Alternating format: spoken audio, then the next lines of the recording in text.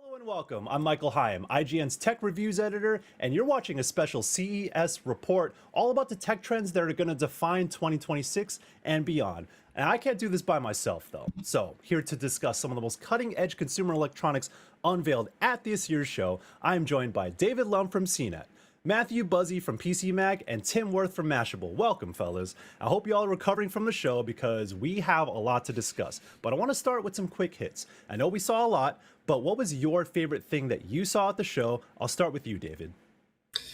Gamers, you're sitting in the middle of a game and you wonder what's going on with my brain.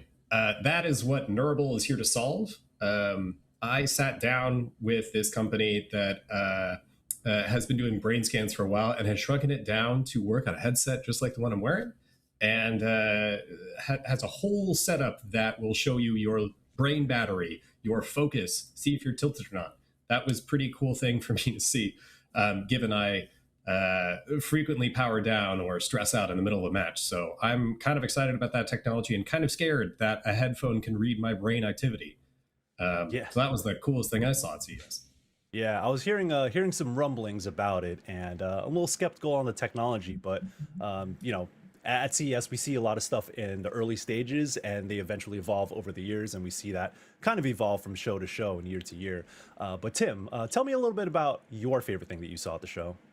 Yeah, it's a tough call. I loved the Lego Smart Play system that they just released. I loved Xreal's ROG smart glasses that project a giant virtual, display of whatever game you're playing. But my favorite is actually pretty simple. It's the Ovec Optics sunglasses with a custom tint. You literally just slide your finger along the side frame and the tint changes automatic. It's simple, but it's also really cool. It's accessible. It's not trying to do a million things. It just does one really cool thing. So that's my personal favorite. There's a lot of other things I'm going to talk about, but yeah, that's it for me for sure. Cool. Matthew, what about you? I saw a lot of good computing technology in Intel's new Panther Lake chips, things like that. But that's as far as catching attractive, visually interesting things. I'm gonna go with the Lenovo Legion rollable prototype. You can basically turn your gaming laptop into a widescreen gaming monitor. Ultra wide monitors become increasingly popular for gamers. So this is sort of, you can make it 16 inches, you can make it 21 inches, you can make it 23 inches. It can stop along the way. It's definitely a work in progress. It's a prototype. The screen could use some work, but it's just something that really the application you can see right away, and it just looks cool.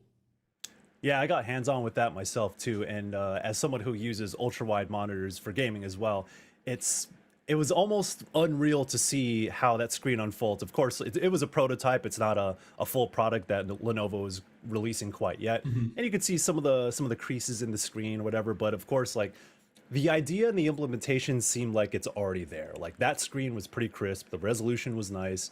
I would love to test it myself when that time comes along, but for me, as maybe I'm a bit of a boring guy, but the Asus Kithara, which is a open back gaming headset, was probably my favorite thing. I'm a big audiophile guy, and I've reviewed a lot of headsets here at IGN, and so it's almost hard to be impressed with headsets at this point. But open back, I'm a big fan of open back design as someone who's used Sennheisers for many, many years. So it's really cool to see Asus, which is a traditional gaming brand, kind of delve deeper into the audiophile game and do specific things by collaborating with Hi-Fi Man.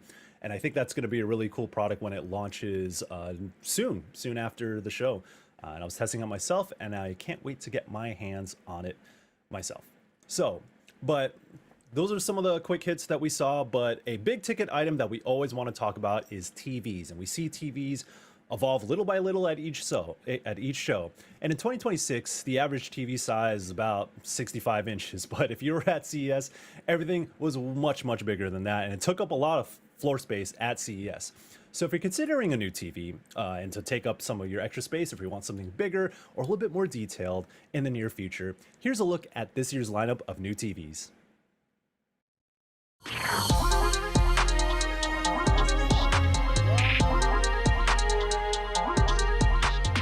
IGN's here at CES 2026, and of course, we have to check out what's new with TVs. We saw some state-of-the-art stuff, so if you got the money to blow, this is what you want to check out now and in the near future. So let me show y'all what we saw.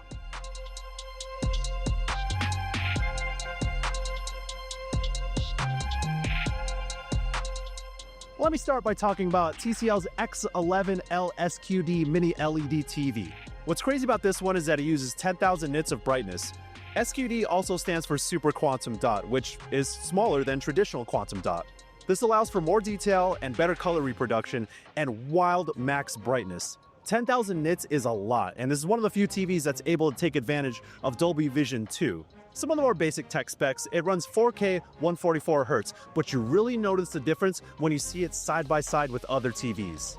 So here at the TCL booth, they demoed the X11L alongside their other TVs, and the side-by-side difference was really noticeable. While Mini RGB and QD Mini LED looked great, the X11L's SQD Mini LED display won me over. It's much more bright and the details really come through. While things like 8K have been the trend in the past, these are the things that you will notice on newer TVs going into 2026. The X11L's won a bunch of awards here at CES, and it's available now. And boy howdy, you're gonna have to spend a lot for it, but maybe it's worth it if you're looking for this. While the X11L is super impressive, what really caught my eye was LG's wallpaper TV.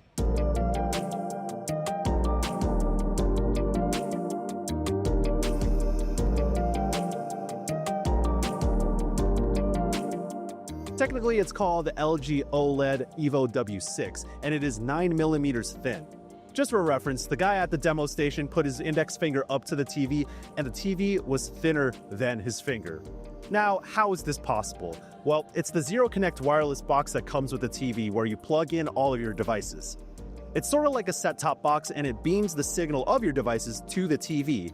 Now, the thing that I'm skeptical about is the super low latency. While it does rate at about 1 millisecond of latency, when you play games that require instant movements and instant reactions, like a Souls-like or an FPS, any sort of latency is going to be noticeable.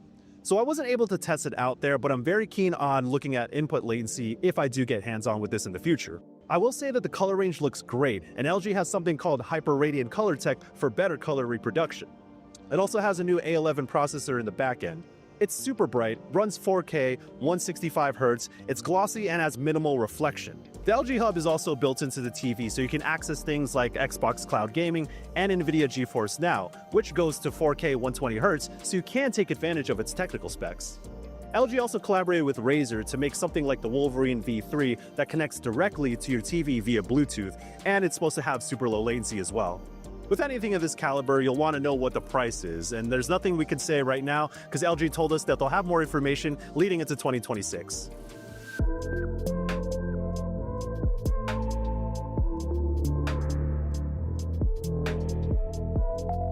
So going into CES 2026, the big trend now is micro RGB LED backlighting, and this is supposed to give you better color reproduction across the board, and a lot of manufacturers are using it now.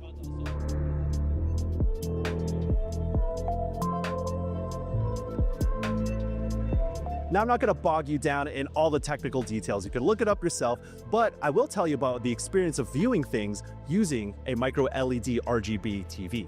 LG briefly explained this to me, and every individual LED has RGB for better color accuracy and deeper contrast. This technology allows displays to hit 100% of the BT 2020 color gamut, and displays of this caliber get thousands of local dimming zones for better color reproduction across the board.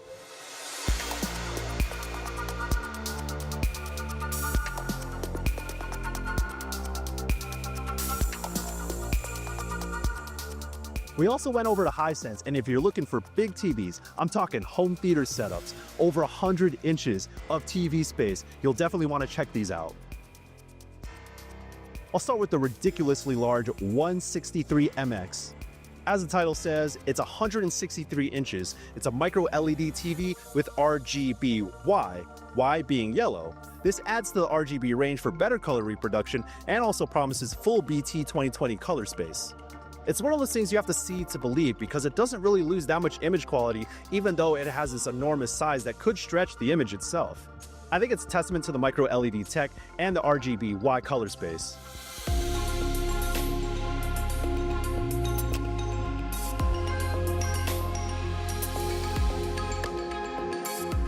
We also checked out the 116UXS, which is a 116-inch TV. This is Hisense's dive into RGB mini LED. As I mentioned, this is a trend across the board with TVs, and Hisense is doing it well. The subtle thing about this one is that it's adding sky blue to the RGB range, which helps with image quality, but I think that the more practical use is that it's going to limit blue light. So if you're watching something or playing games for a really long time, your eyes won't feel as tired, or so they say.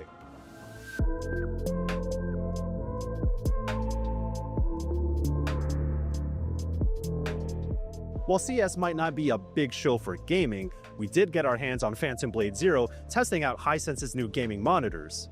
Starting with the 27GX Pro, it runs a 5K resolution at 165Hz, which is 5120 by 2880 if you want to get it exact. It's one of the few 5K monitors, and it just came out. But you can also use it at 144p and get 330Hz refresh rate, which is kind of wild. It uses a Zero OD mini LED display, which means you do get a lot of brightness and detail with good color reproduction. It has a glossy finish with little reflection or glare, which I tested by putting my phone flashlight up to the screen, and it's barely noticeable.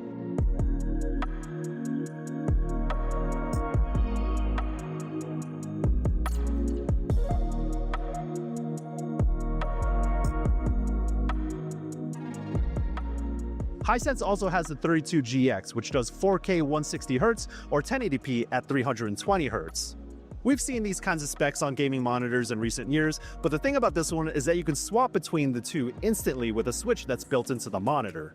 And being able to run through the playable demo of Phantom Blade Zero, I got to see how this performs in action. Granted, I wasn't able to push its capabilities since the demo was locked to 60 frames per second. These also have smart TV capabilities. 32 inches is a pretty big display, so maybe you'll get some use out of it, but if anything, having its own hub and remote gives it a little bit more flexibility than you would see on traditional gaming monitors.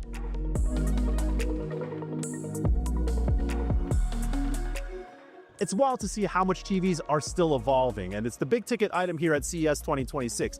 But we also have a roundup of the best gaming accessories that we saw. And for everything else here at the show, stick with IGN.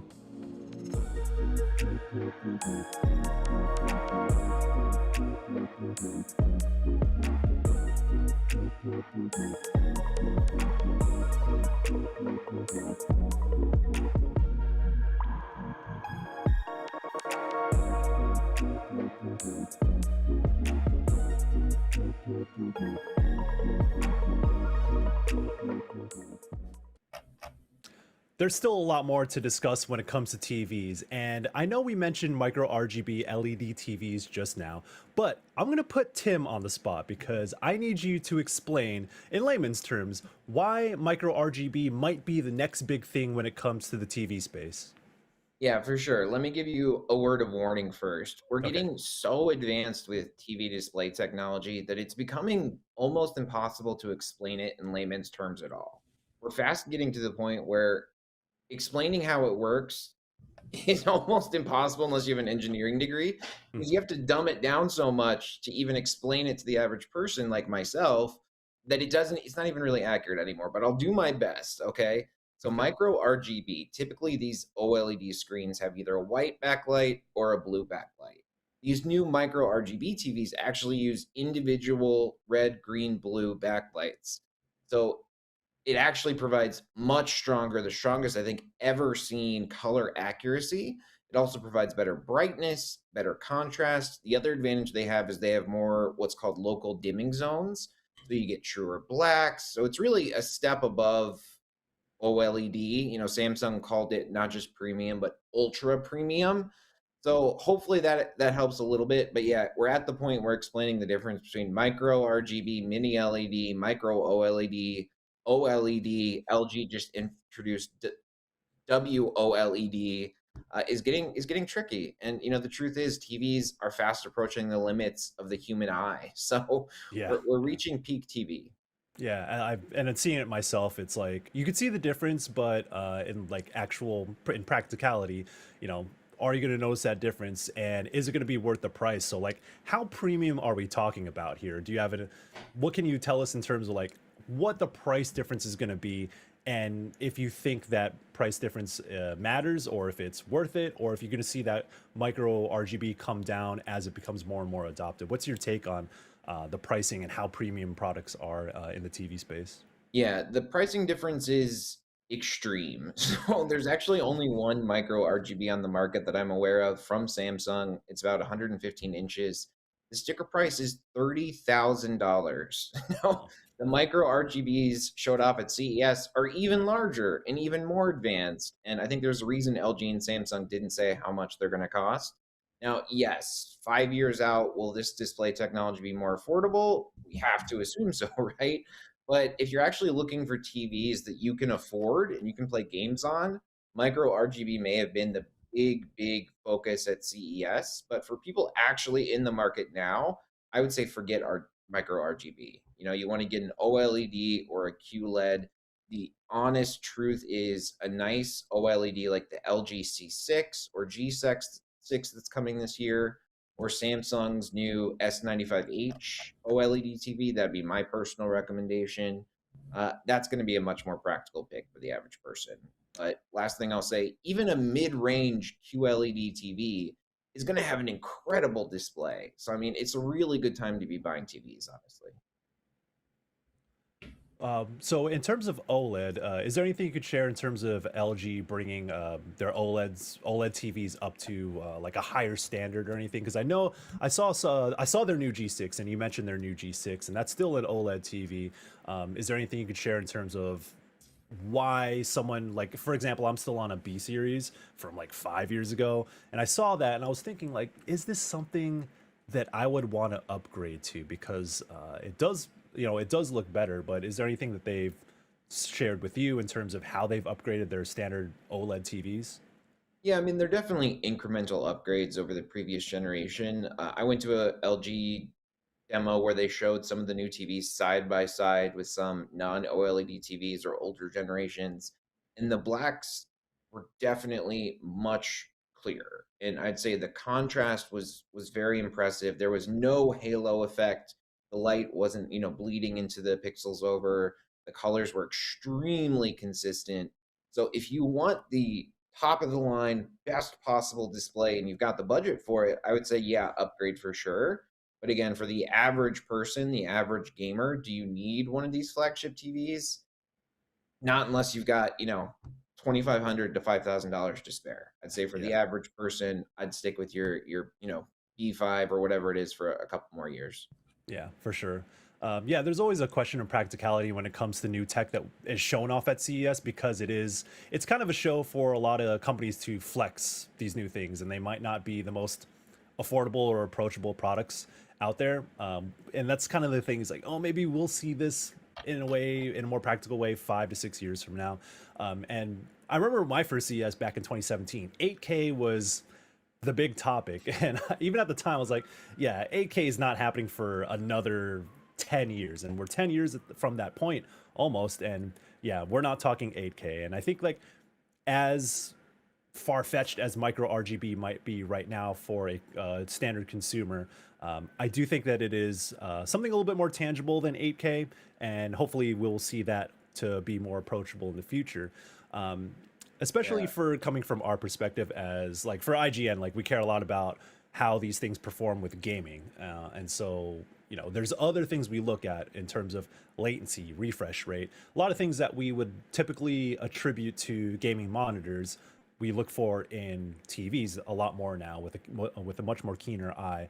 And Matthew, I know that you saw some gaming monitors and you have a lot to share with gaming monitors, but I want to throw it to you, David, first to talk a little bit about the TVs that your team saw, and if there's anything you would recommend in terms of, like, if you're a gamer and you have a console set up, a home theater set up, you don't want to blow $30,000 on a new TV.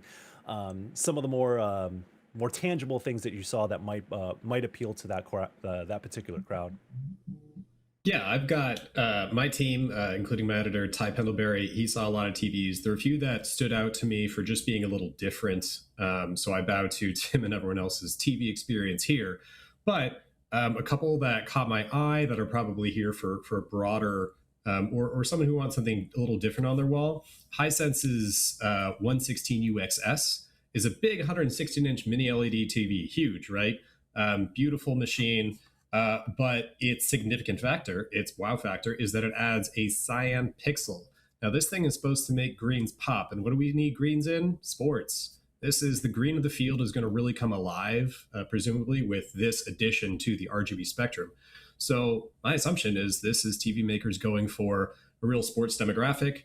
Now, I know not all gamers are here with sports, but anything that gives us a brighter color gamut is going to be better and something that we really want to look toward as a trend, especially given that it's harder and harder to find games split across all these streaming options. And the other one we looked at was actually Ty's and CNET's best of CES, was the Samsung S95H OLED. This thing is kind of like Samsung's The Frame, in that, like, you plunk it on a wall and you have it rotate through some art, but expanded to an extreme degree. This thing doesn't have burn-ins, so you can just let it sit in on an image for a while. It's kind of more of a nice luxury object, but at least your TV can do something different rather than sit there turned off for most of the day until you can get back into your gaming mode at the end of the day. Okay. With Matthew focusing on more gaming monitors and gaming centric products, well, tell us about some of the stuff you saw. I saw some pretty sweet gaming monitors from Hisense, but I want to throw it to you first to let us know everything that you saw in terms of gaming displays. Yeah, I think some new panels hit the market that let some of the gaming focused manufacturers do some interesting things with resolution and refresh rate.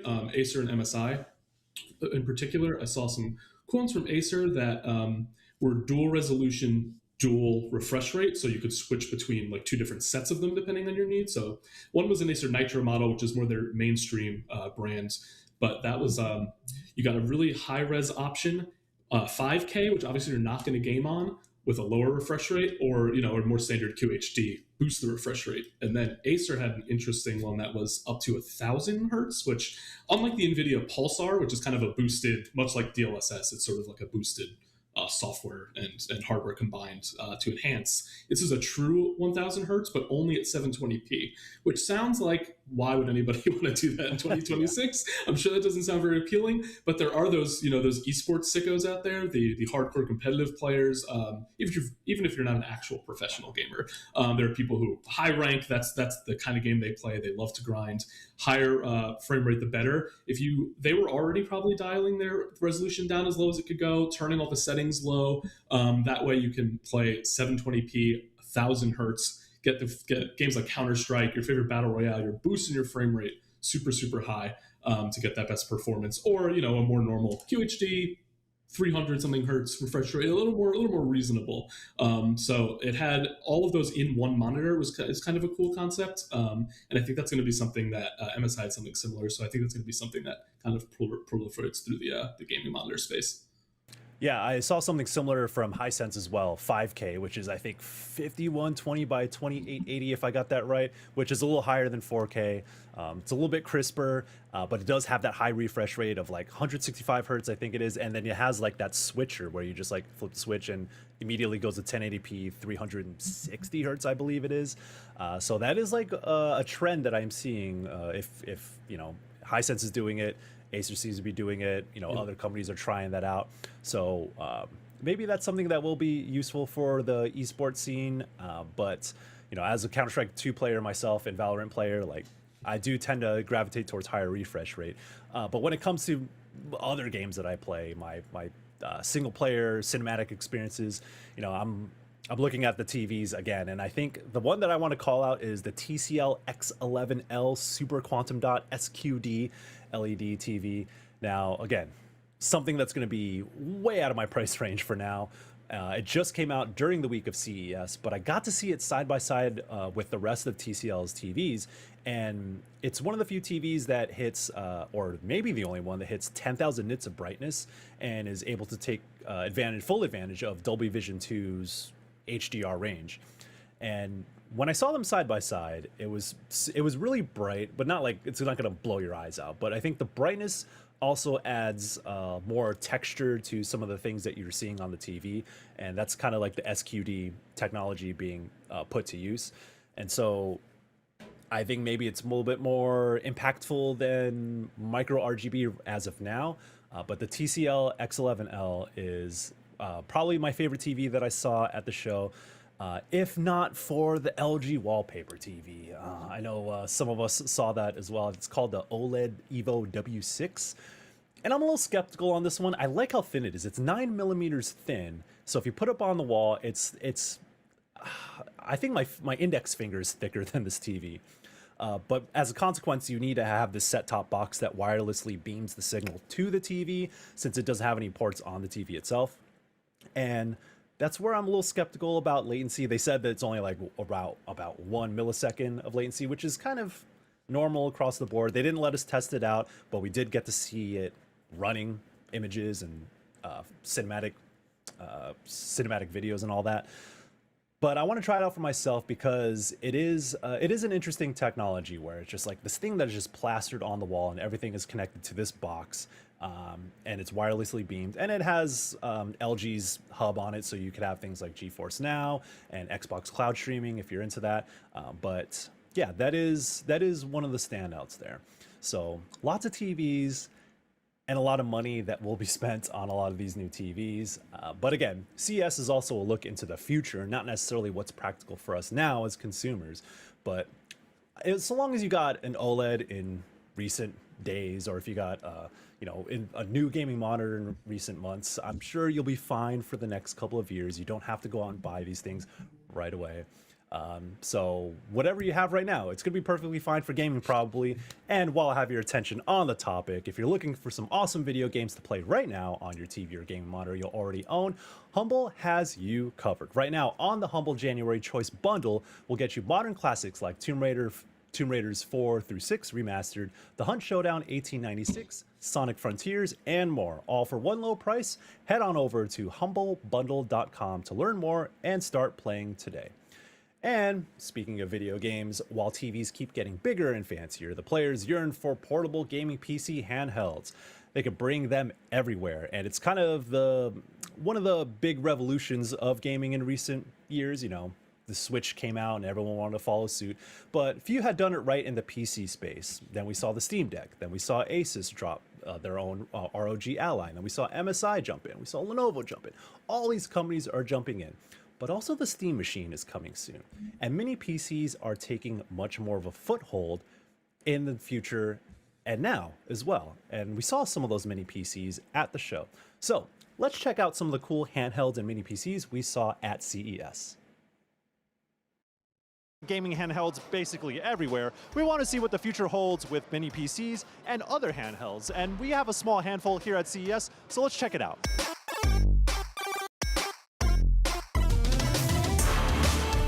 One of the standout mini PCs here at CES is the Thunder Robot Mix Gaming 2.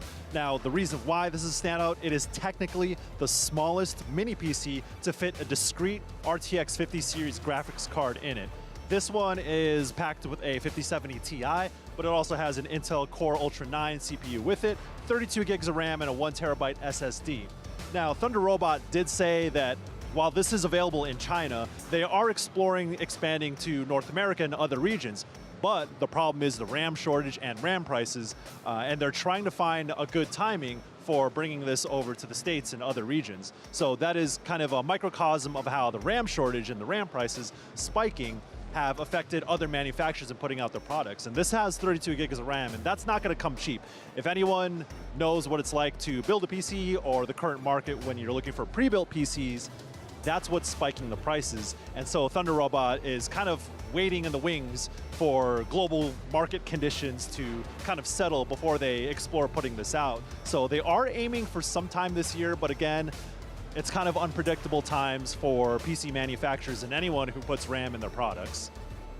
Of course, with the advent of the Steam Machine looming, mini PCs are kind of getting a lot more traction. Of course, this looks different from the Steam Machine. It's a lot taller, it's more of a tower. But when it comes to volume and size, it does kind of match up with that, just vertically. And but this is going to be a lot more powerful than a Steam Machine by virtue of it having a discrete RTX 50 series card. But again, like I said, we're not even sure if it's going to come out or when it's going to come out stateside, so stay tuned for that.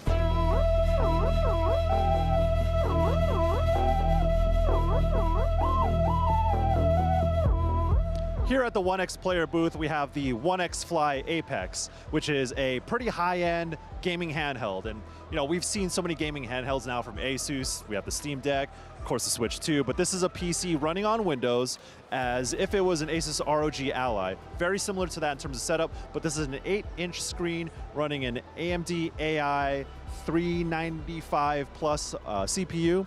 And with a 120 hertz refresh rate screen. I was playing Cyberpunk 2077 on it, and it's kind of the standard benchmark for a lot of handhelds. I ran the benchmark at 1200p resolution as well with high settings, and it was getting around 50 to 60 FPS, so the performance is definitely there. When it comes to the ergonomics, it's a bit bulky because it is also using an 8-inch screen, but it does look good and it runs really well.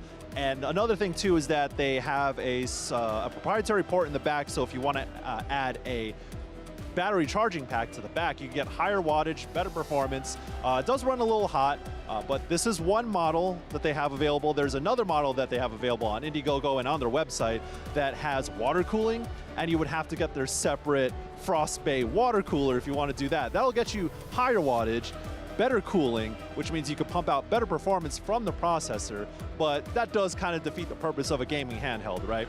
Of course, we're not able to test battery life, and that's a huge thing, which is why that battery pack is kind of important to this whole thing. It is kind of a selling point for the handheld, but again, that adds weight. In terms of ergonomics, the buttons feel good. They're a little small, but I was able to get around in Cyberpunk. I was playing it myself, so the performance is there.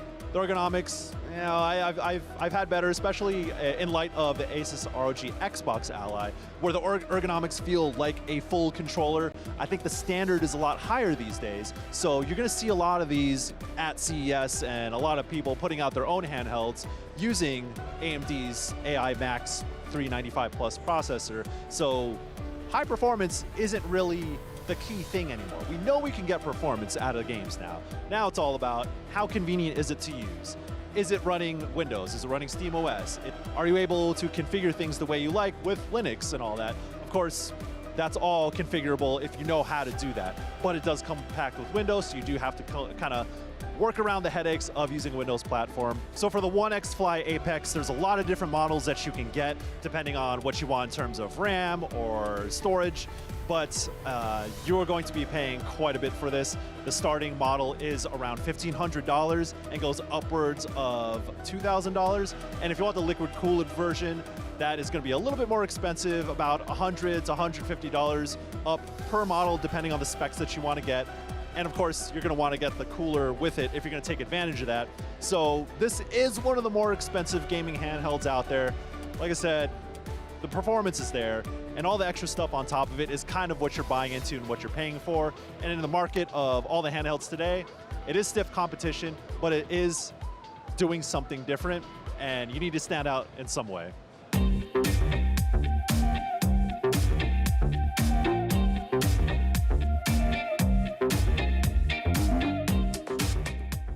One of the other new mini PCs we're seeing here at CES is the Minis Forum G7 Pro. Now, Minis Forum has been making mini PCs for a while, but this is a new model that is due out next month, and it has a sleek, tall, slim build. So it's a little different from what you've seen from maybe some other mini PCs they've built or across the board, and definitely different from the Steam Machine. This runs Windows also, and it has an RTX 5070 laptop card and an Intel Core i9-14 series CPU. The problem is with a lot of these pre-built PCs is the RAM shortage, and RAM pricing has impacted how much it's going to be. Minis Forum is not talking about pricing quite yet, even though it's out soon, but that is also due in part to the RAM spikes. But I was playing Black Myth Wukong at 1080p high settings and getting upwards of 90 to 100 frames per second, and that's kind of what you expect from a high-end laptop running a 5070 graphics card. But if you are interested in mini PCs, Minis Forum is doing this for a while, and the G7 Pro is one of their nicest builds yet.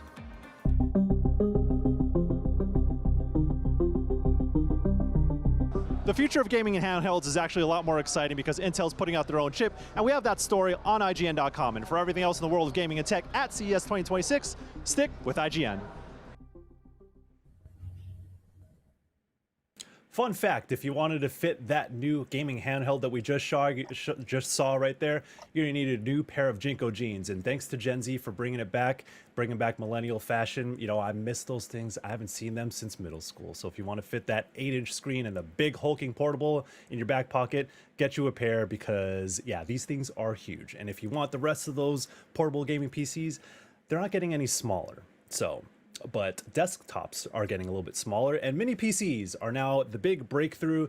They've been around for a long time. I've been building mini ITX PCs for a while, but these discrete, pre-built mini PCs that are either tall and slim or box like a Steam Machine, I think this is the new trend. It seems like Valve always is a trendsetter in the hardware space. But that comes with a lot of caveats. But first, I kind of want to talk about how we're feeling about this tiny PC revolution. You know, again, nothing new in the do-it-yourself space, but it is becoming a lot more prevalent, a lot more accessible to a wider audience, and it's appealing to a larger crowd. And we saw some of that at CES. So I kind of want to go around the table and see how we're feeling about it. Matthew, I want to start with you and sort of what you're seeing out there. Yeah, I think these sort of pre-built mini non-DIY systems are going to be the path forward with the price of components on the market and the availability of memory right now. We've seen a number of them for years. I think even some unexpected players like Framework last year got into the mini PC space. I reviewed the Framework desktop. Chip makers even coming up with new angles to approach this sort of market. The Ryzen AI Max Plus chips, which use unified system memory, so these small towers that can't even fit a full-size graphics card inside them, have the ability to draw on the system memory and use it as VRAM. Like, things are changing in this space, which is kind of an unexpected non-DIY head. Sorry to the hardcore PC builders out there. Pre-built market. It's becoming really interesting. Yeah, Tim, what are you seeing out there? How are you feeling about this, and kind of what's your perspective on the mini PCs and pre-built PCs as a whole? Yeah, I mean, speaking as someone who kind of gave up on gaming, don't break out the pitchforks. um, in After my Skyrim days, anything that's pre-built is actually very appealing to me. Part of the reason I think people like me moved away from gaming is that it's very, very complicated. It's intimidating if you don't want to build your own PC or stay up to date on all the latest GPUs and CPUs and everything you need to know. A pre-built machine that just kind of does it out of the box is very, very appealing. That being said, I think handhelds are also very attractive. So there's a lot of different choices, which is itself a little bit confusing, but anything that works out of the box, I think, is a good thing. For sure. David, I know you mentioned Lenovo Mini PC. Can you give us a little bit about what you saw with them? Yeah, this is the Lenovo Yoga Mini I, and it's sort of like this, I don't know, coaster-shaped, puck-shaped little Mac Mini sort of competitor. I mean, I don't expect this thing to do a ton of gaming, but for $700, it is kind of the normie version of this. Comes with a Intel Core, or up to an Intel Core Ultra X7 processor, up to 32 gigs of RAM, so you can stuff a lot in there. 2 terabytes of storage, right? And like a baseline of ports behind it, your standard one Thunderbolt, one HDMI, et cetera, et cetera. So this is the kind of thing you can throw on your desktop or take with you to and from work. I wouldn't expect it to really game a lot, but I think a lot of these Steam Machine-esque sort of things are, using integrated graphics or anything to get your baseline level of indie games, games from yesteryear. It's probably not meant for a gamer crowd, but it's something that they could take to and from work that is at least attractive on a desk, and fits in your pocket, fits in your back pocket, fits in your Jinkos. Could I add to, that's a great segue, because in addition to that mini PC, Lenovo showed off 2 all-in-one desktops, which normally, not for gaming at all. In addition to that mini PC, those are all running on Intel's new Panther Lake platform, which they sort of, the big push they're doing is the graphics cores in this chip integrated into this without an NVIDIA discrete GPU are way more capable of gaming than any Intel chip has been in the past. So these form factors that you might not expect are able to do, like you said, maybe not your hardcore AAA hardcore gamer experience. It's not what you would go for. But if you happen to have the laptop you work on, not your gaming PC with you, these things will be more capable of running some games. And these all-in-one desktops can also play some games. So Intel's Panther Lake chips will also help this sort of space and these pre-built systems and these different form factors. And the non-traditional paths to gaming have been opened up by the silicon advancements. Absolutely. And one of the big stories that we reported on as well during CES was that Intel has said that they're going to enter the APU market in a big way to compete with AMD's chips that they've been putting in a lot of these portable devices. I mean, you look at a lot of portable gaming PCs and they're all running AMD hardware, and they've kind of had more or less a lock on that market. Whether you're looking at the Steam Deck, or if you're looking at Asus ROG Allies or MSI Claws, like they're all running AMD hardware. But Intel is going to try to make a break into that space as well. So it almost feels like, again, Valve comes out with the Steam Deck, people follow suit. Then we have the Steam Machine. Feels like a lot of people are going to follow suit there as well. And then now we have AMD and Intel in that kind of portable gaming space, providing their hardware. It feels like there's going to be a lot more options. It feels like the competition is going to kind of, a rising tide raises all boats. But then there are a lot of other factors that go into that. And I think it was very clear when I got to see the Thunder Robot Mix Gaming 2, which is a very tall, slim, pre-built sort of mini PC that is out in China. And Thunder Robot wants to explore bringing that stateside. And as you saw in the video, I talked with the global marketing manager, and he was telling me like, we're just waiting when we can bring this to other regions, but we just can't right now because we can't ramp up production because of RAM prices. And so we'll get to that in a minute. But the thing that stood out to me about the Thunder Robot Mixed Gaming 2 PC is that it's technically the smallest volume-wise to fit a discrete RTX 50 series card, which is pretty impressive on an engineering front. But that also gives you like super great performance, better than what you would see on the Steam machine. But of course, you know, these things serve different purposes. You know, you have a high-end machine, you have something that's presumably affordable, because we don't know what the Steam machine is going to cost quite yet. And I suspect that part of the reason why we don't know how much of the Steam machine is going to cost quite yet, maybe Valve's not ready to share, but maybe also we don't know how much, you know, the RAM shortage is going to affect the overall price of things this year, next year, and the years after, right? So it's the big topic around gaming PCs and any hardware really. Like we've seen price increases with the PS5 and Xbox 5 years after their launch. And, you know, you go on any site to buy PC hardware, and RAM, which was once like $150 for a 32 gig setup of dual channel RAM, is now like $400 plus. And it's really wild how much it has been impacted. And that is sort of this gold rush towards AI. And like, that's a separate discussion. AI is a separate discussion that is that can be very, very complicated. But these data centers and the resources they require and the supply chain and the demand are not being met. So regular RAM is being priced upwards. But also, you know, these companies have access to these parts in different ways than we do, but it's still going to affect them. And we see that reflected in the pricing and availability of a lot of these things.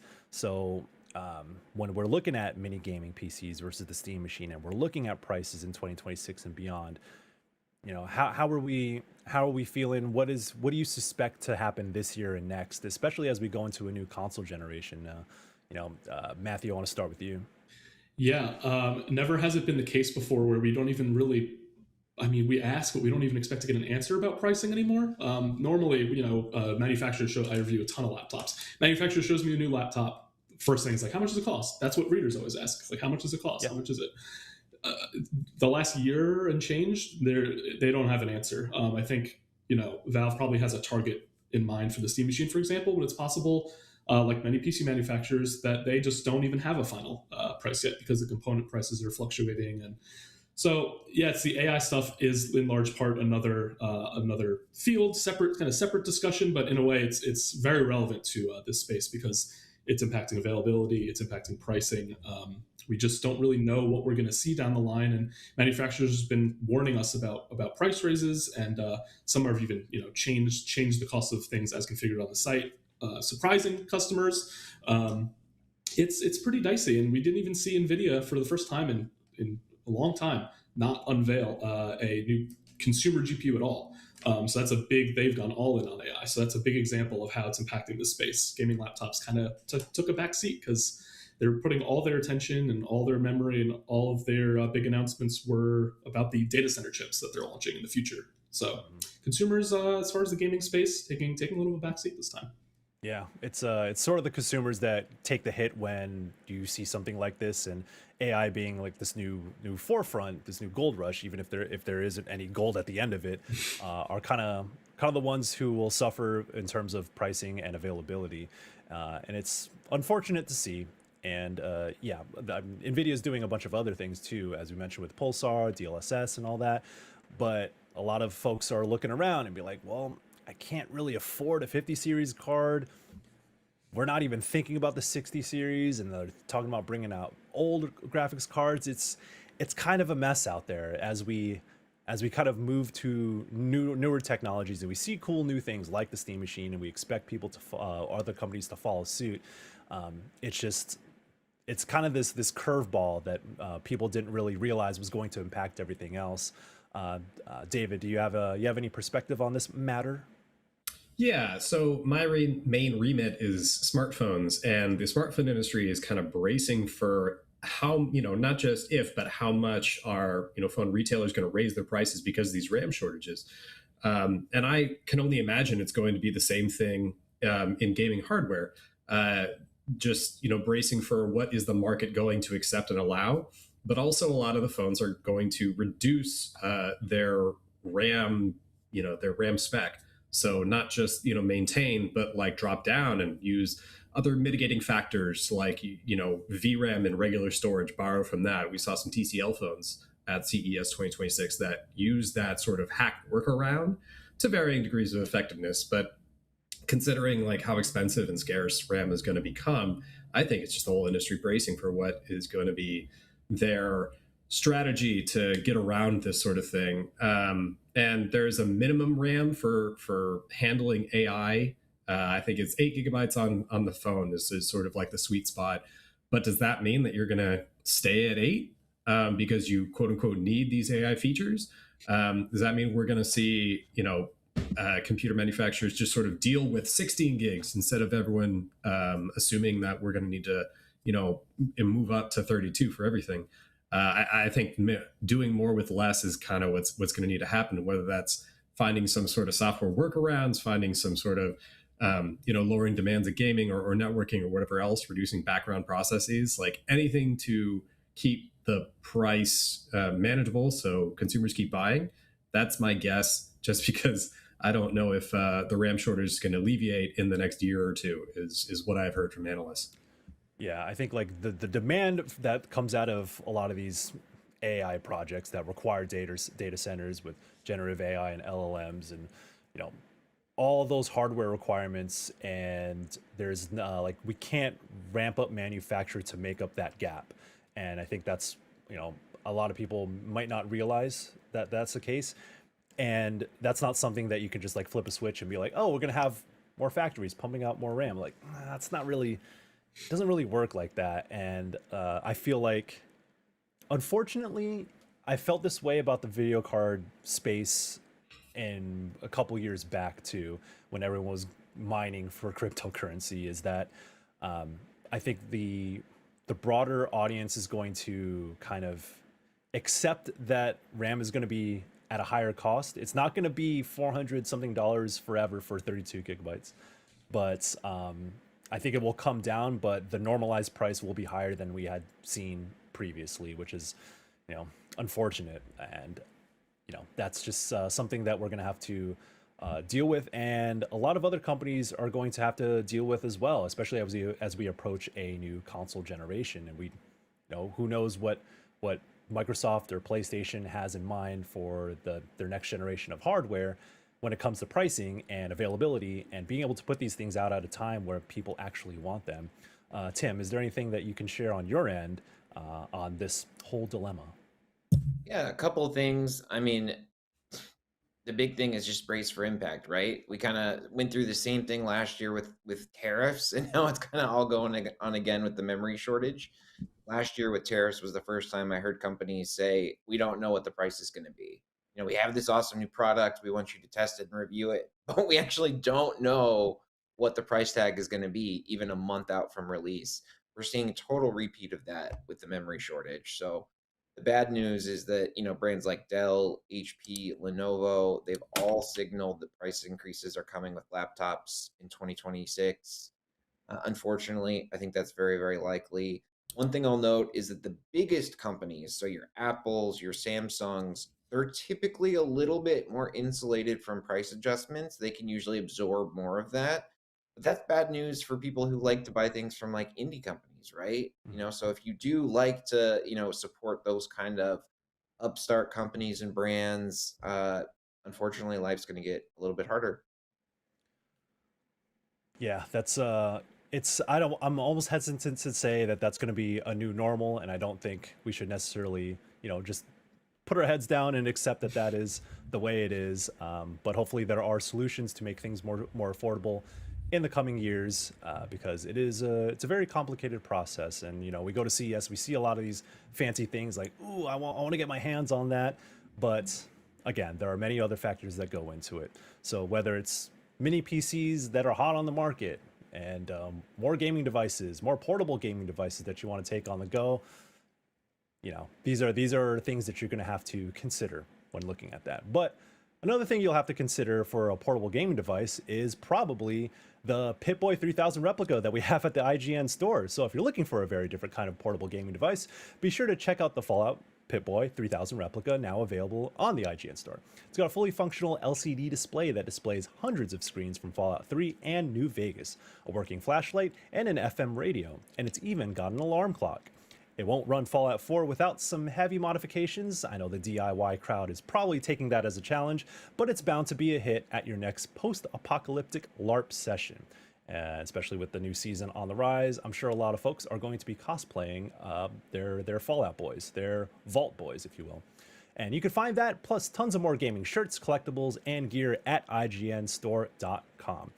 And one of the favorite things to look out for are at CES every year that I like to check out are gaming peripherals. So at CES, I got to check out a bunch of them. So I'm going to show a little bit of them right now. So here's some of our favorites.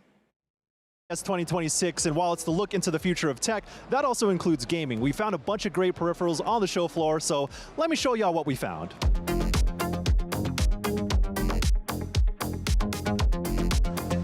We're at the 8BitDo booth here at CES 2026, and one of the new things they're showing off is the Ultimate 3E controller for Xbox.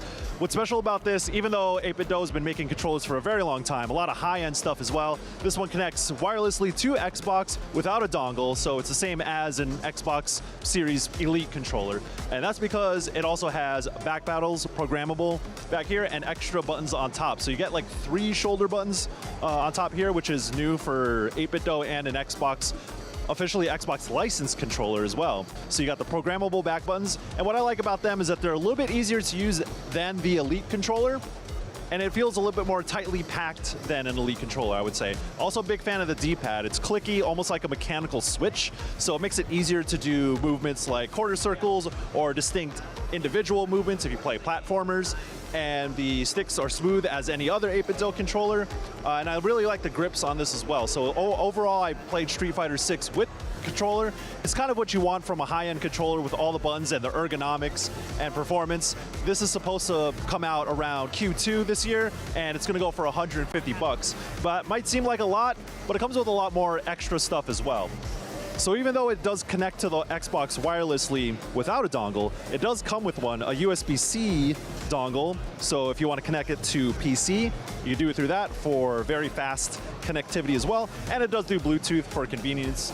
But that's not all. It also comes with a carrying case and additional accessories. Of course, you have your USB-C cable and some extra accessories if you want to have a 4-way D-pad or a different style of thumbsticks for better grip depending on your preference, and some extra ABXY buttons. What's cool about the face buttons is that you both get a micro switch version, which feels like a mouse click. If you prefer that, it's a bit of a shorter throw, it's a little easier to actuate, but it also comes with a swappable face buttons that are more traditional, as if it was a regular Xbox controller. So depending on your preference, so you take off the D-pad, you remove the faceplate, and then you pull out the face buttons as one unit, and then you swap in whichever one that you want. That all comes in the package along with the controller and everything else. We also checked out the 8BitDo Flip Pad, which is a USB-C attachment that plugs into the bottom of your phone and acts as a controller, and it's really convenient for playing retro-style games. So if you have emulators on your Android or iOS, since Apple is now allowing that stuff on the platform, this is a very convenient way to have a slim-fitted controller. And I've seen things like this in the past, where you slide your phone into a whole device, but it's bulky, it's not really great to take around. This is a lot more conducive to the mobile platform, and it flips onto your screen. And usually when you play emulated games, the games will play at the top of your screen, so you're not really like blocking anything from your view as you're playing. But if you have to move over to like a text, or if you're checking social media, you can just flip it downward like that, keep it connected without it getting in the way, and then flip it back up if you're ready to play again. So it's one of the most convenient solutions for having a gamepad with a mobile device, and you got the full controller suite with the D-pad, the face buttons, and the shoulder buttons on top of it as well. So, and I got to play Super Mario Brothers through insidious means I'm just kidding. But I did get to use it playing a game, and it is exactly as you expected. The buttons themselves are a little bit more like mouse clicks, so it has a mechanical feel as opposed to a traditional style SNES controller. But it works really well, it's really convenient, and it's easy to take around. There also may be a feature in which if you're getting a call, you can answer it by flipping the controller downwards to get that flip phone era vibe. That's kind of what 8BitDo is going for. But we will see when it comes out in the summertime this year, and it's going to be around $25 to $40.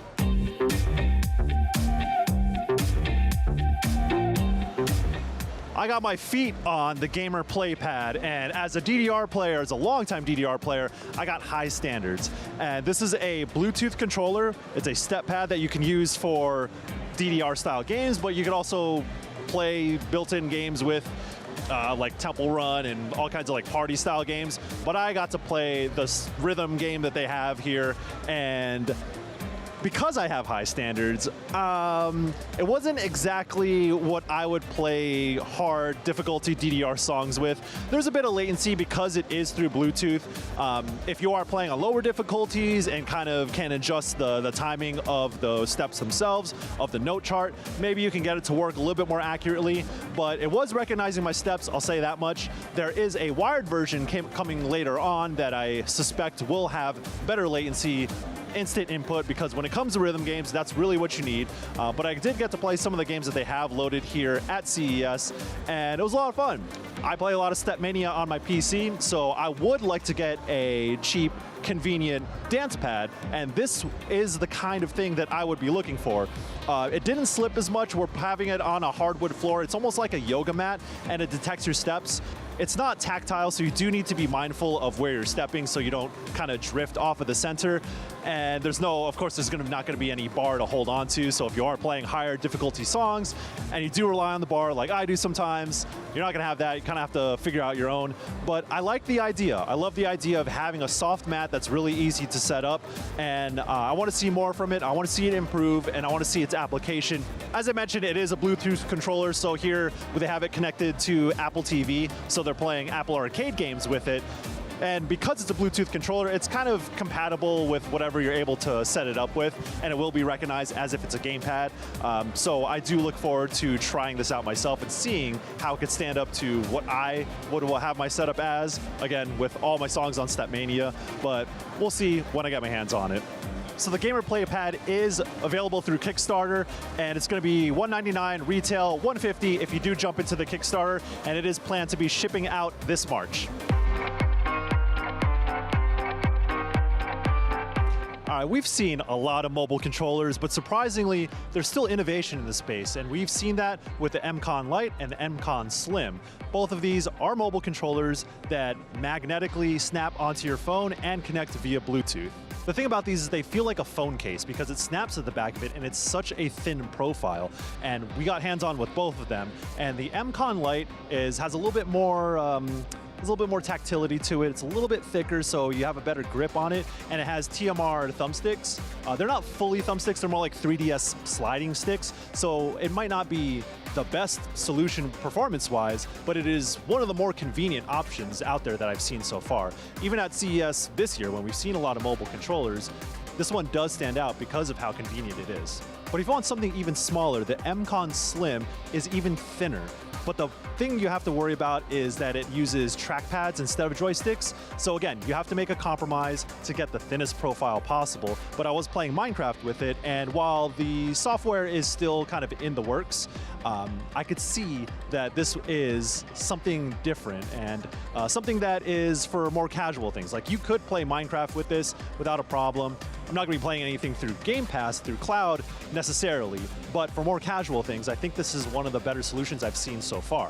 So you can get the original M-Con right now, but you'll have to wait till the summer if you are interested in the M-Con Lite, and a little bit after that for the M-Con Slim, which is supposed to come out around the time of the iPhone 18. Genki's also here at CES, so you know we had to check them out. You may know them as the folks who put out some Switch accessories before the Switch 2 came out, but they are innovating yet again because they have a second round of accessories that are a little bit more in tune with the Switch 2's design now that we've had some time with the console. So they're redoing their entire system with grips.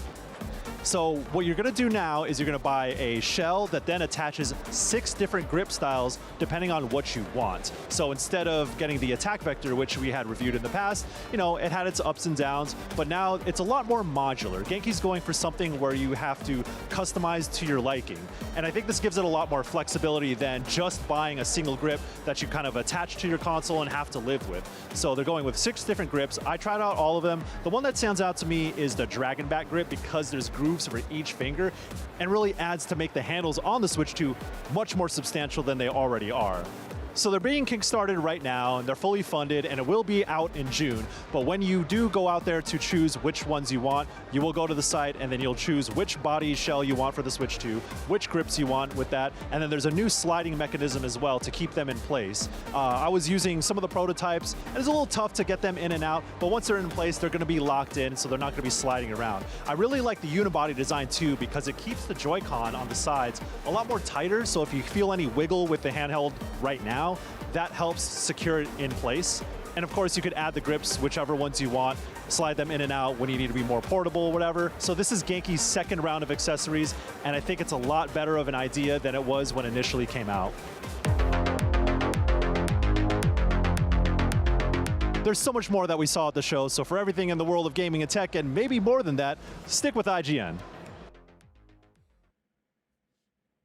Before we wrap it up, we want to shine a light on some more outlandish products or something that might not be as flashy as a new TV or a new PlayStation or a new PlayStation car, but still could shape the quality of life in 2026 and could tell you what you might actually be interested in the coming years. So, David, I want to talk with you about the Death Stranding-like exoskeletons that we saw at the show. So CES always has a ton of robotics, and we've seen these exoskeleton frames here and there, but this is the first time that I went to the show and actually got hands-on with it, or well, in my case, legs on with it.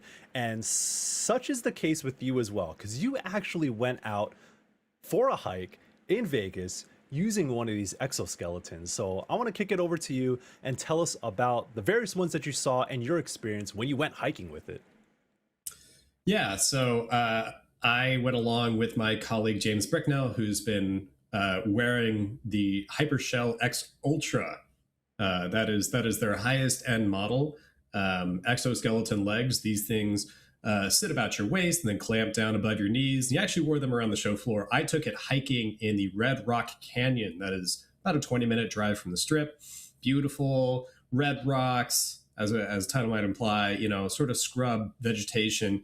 And as an experienced hiker myself, any help in the desert, right?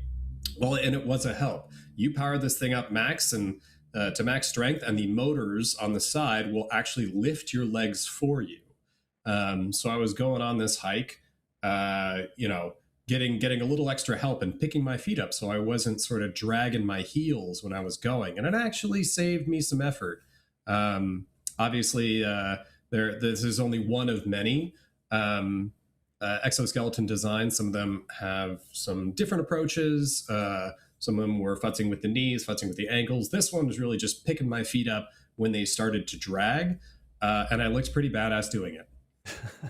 Yeah, I mean, it's funny because as I was trying it myself at Unveiled on the first night we were there, I was a little skeptical about how it worked, but once I strapped it on and once I saw how the app worked and how it affected, or how you can change the settings of the exoskeleton itself, then it started to make sense, where it has like these pistons that essentially, and having it strapped behind your leg, it is essentially like having something lift your leg up as you lift it. And it knows when you're lifting your leg, so the pistons know when to expand or contract.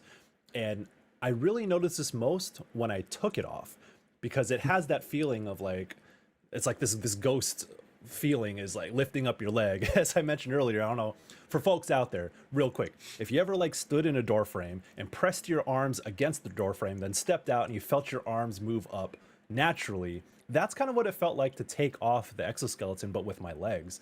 And there's also, it could also be a training tool where they have like this underwater setting where it actually pushes down on your legs when you try to walk. And so that could be a way to like simulate underwater walking for training purposes maybe, but it is also, you can easily see this as an accessibility tool as well. and the dream of being a porter in the Death Stranding universe is a little bit more real. And I could kind of see, like, if you have hundreds of pounds of things to deliver on your back, I could see how this could be a legitimate help. And I think you've had the most experience out of most people I know, David, of actually using this in the real world, and that's really wild to see. But yeah, what were some other things that stood out to you on the show outside of what we already discussed? Yeah, well, I was wandering around Central Hall looking at a lot of the gamer stuff, and I found Shift All, which is a Japanese company that makes a lot of VR equipment, and one of them was the Mutalk. That is Mutalk. This is a wearable gadget you put over your mouth and nose, and then what it does is muffle what you say.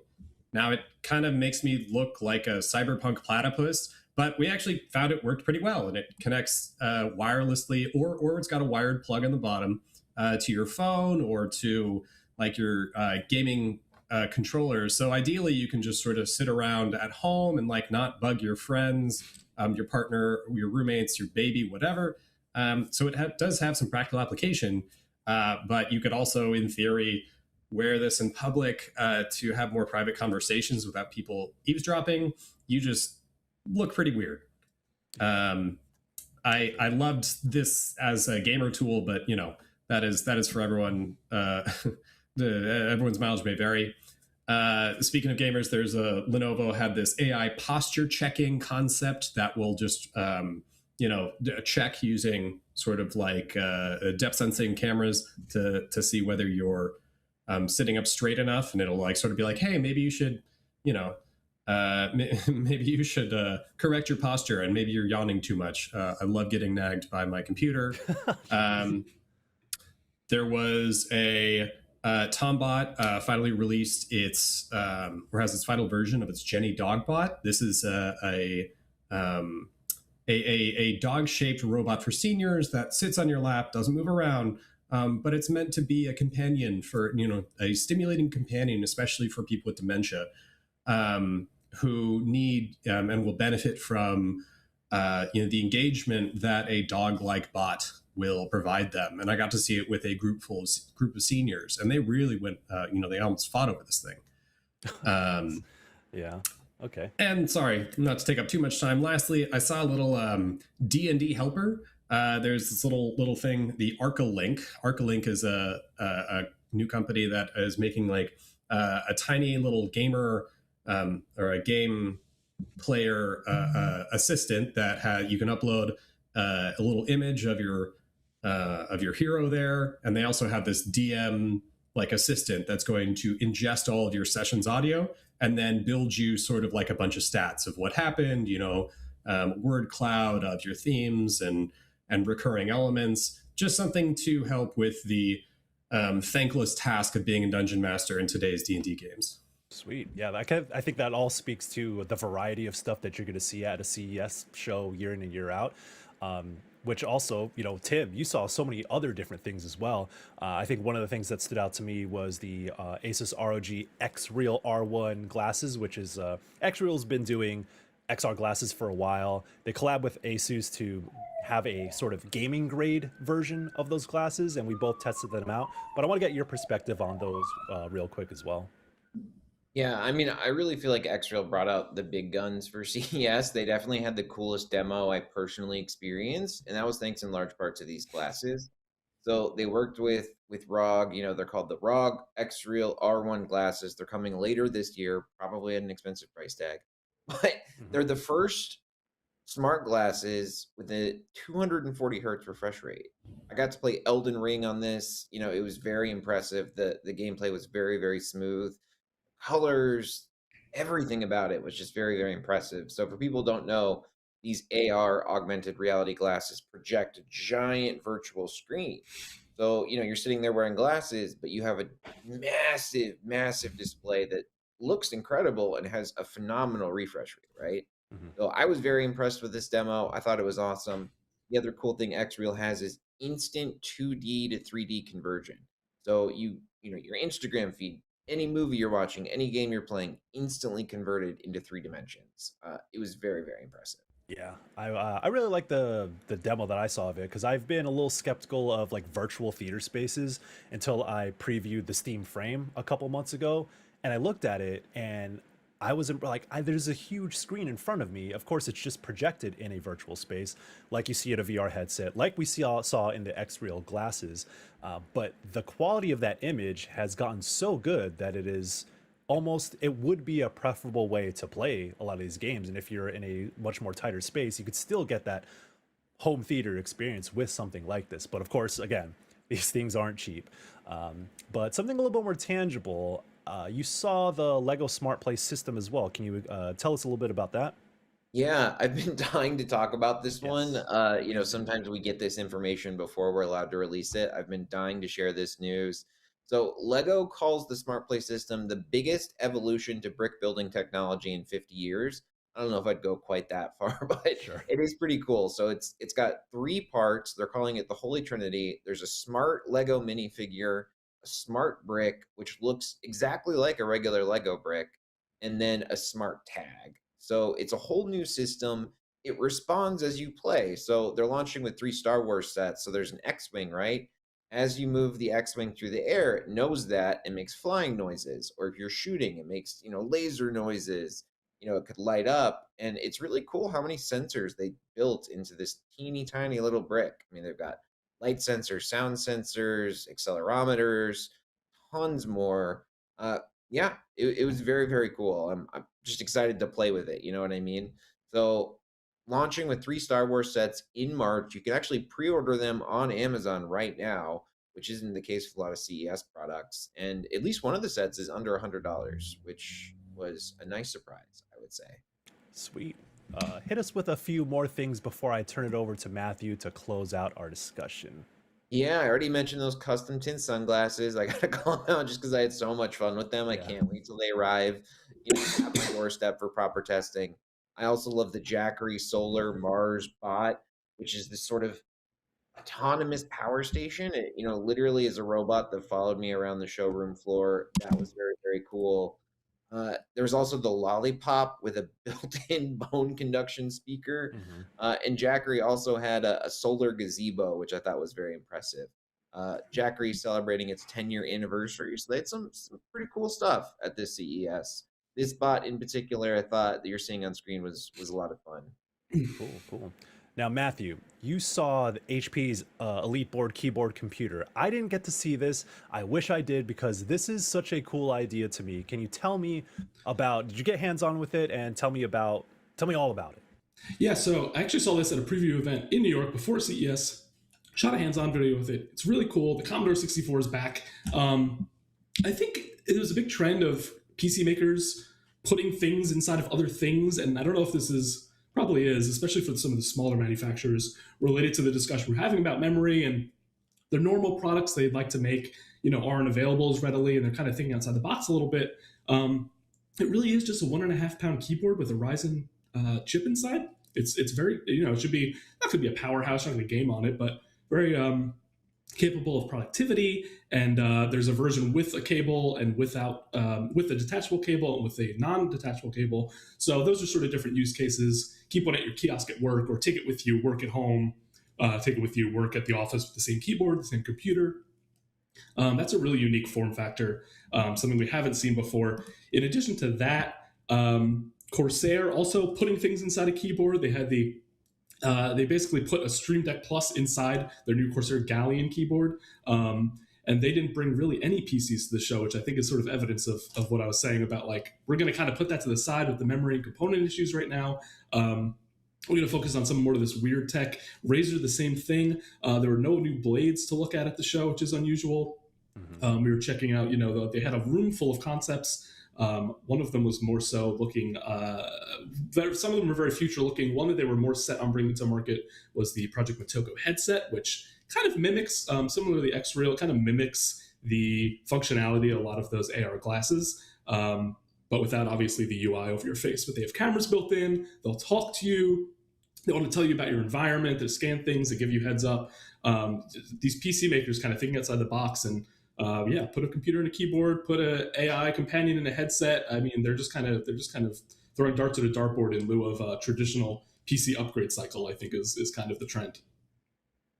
Thank you for all your insight, Matthew. I think that's indicative of just the variety of things that we see at CES. I know I mentioned it before, but it feels like every discussion I have, we're talking about different products. And I couldn't have done that with all the insights from you, Matthew, from David, from Tim. Thank you for taking the time to talk about our show at CES 2026 and making the most of it. So, and also thank you all for watching. If you missed any of our tech coverage at CES, head on over to IGN.com or IGN's YouTube channel and to catch up on all our good stuff. And if you want more exclusive live event coverage from IGN, look out for IGN FanFest next month. But until then, thank you all so much, and we'll see you soon.